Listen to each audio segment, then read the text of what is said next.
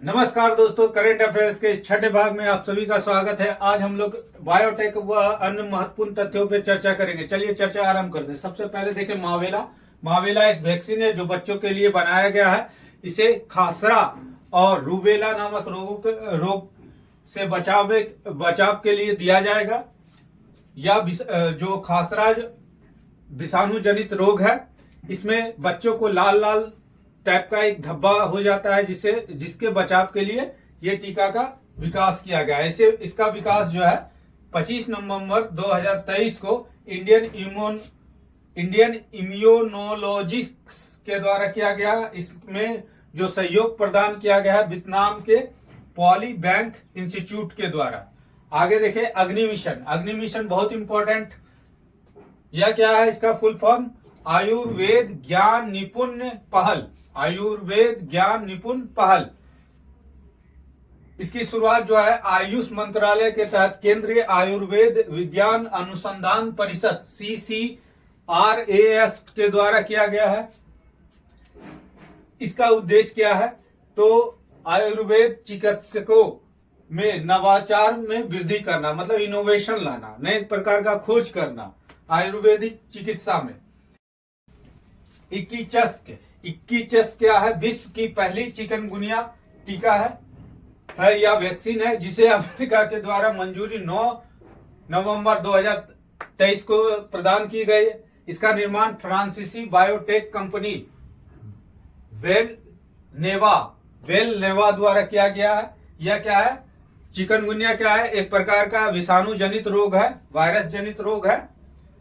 मुख्य रूप से इसमें संक्रमित मच्छर के द्वारा यह रोग फैलता है। भारत इन्फ्लुएंजा से मुक्त।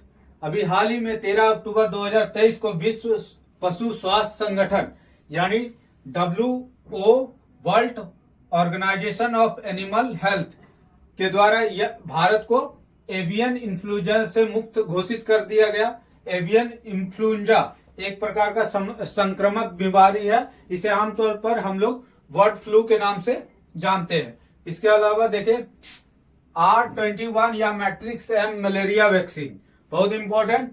विकास Oxford university plus serum institute of India के द्वारा दोनों ने मिलकर विकास किया है। चर्चा में अभी क्यों है?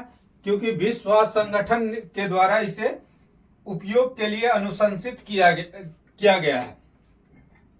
देखिए, टीके के विकास से बच्चों को मलेरिया के रोकथाम में सहायता प्राप्त होगी।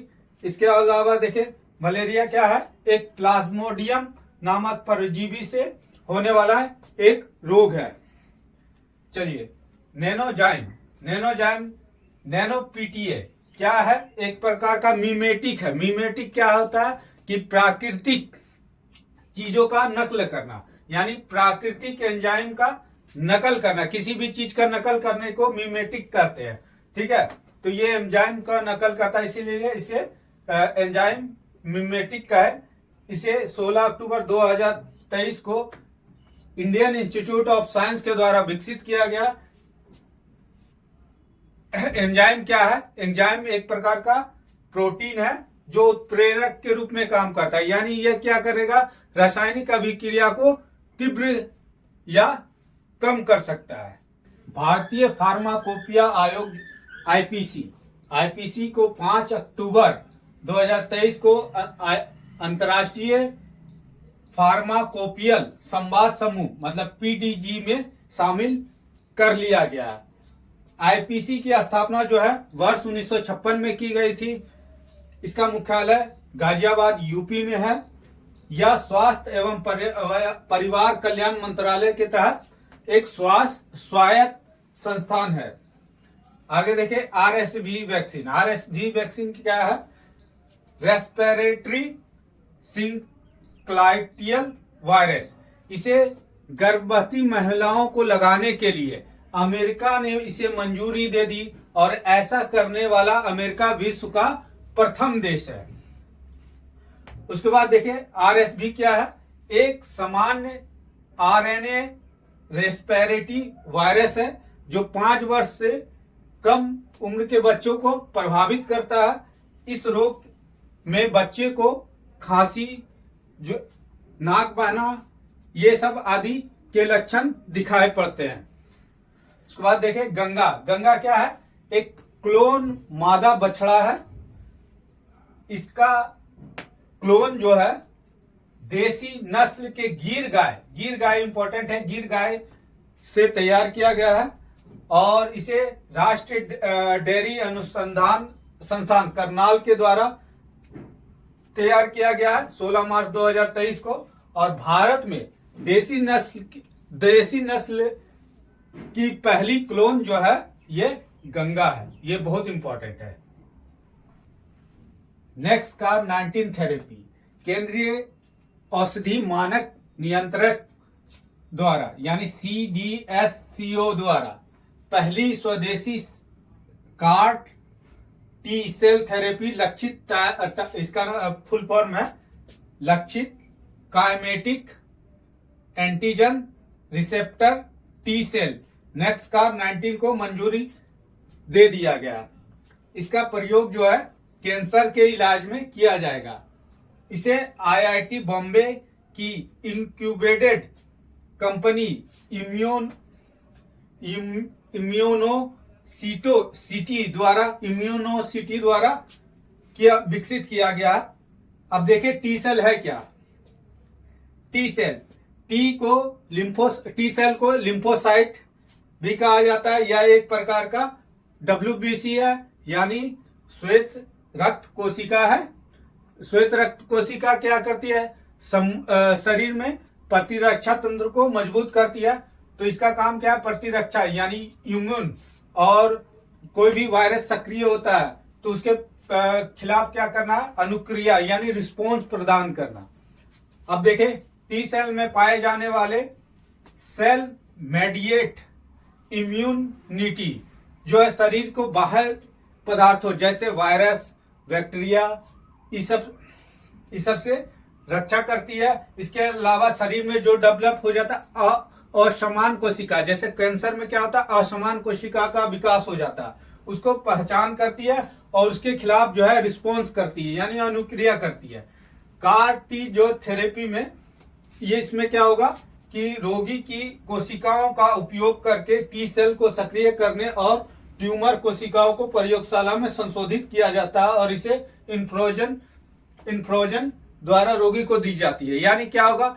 आपके बॉडी से ब्लड सैंपल लिया जाएगा, उसको प्रयोगशाला में डेवलप किया जाएगा, उसमें टी सेल्स का विकास किया जाएगा और उसको एक्टिव कर दिया। टी सेल के जो डेड हो चुके हैं उसको एक्टिव कर दिया जाएगा और फिर आपको इंजेक्ट कर दिया जाएगा, जिसे हम लोग बोलते हैं इन्फ्रोजन। ठीक है, इंजेक्ट कर दिया जाएगा आपके नसों में और उसके खिलाफ फिर क्या हो जाएगा? ये टी सेल सक्रिय हो जाएगा और कैंसर को समाप्त किया जाएगा। ये दवा से ज्यादा बेहतर काम करेगा।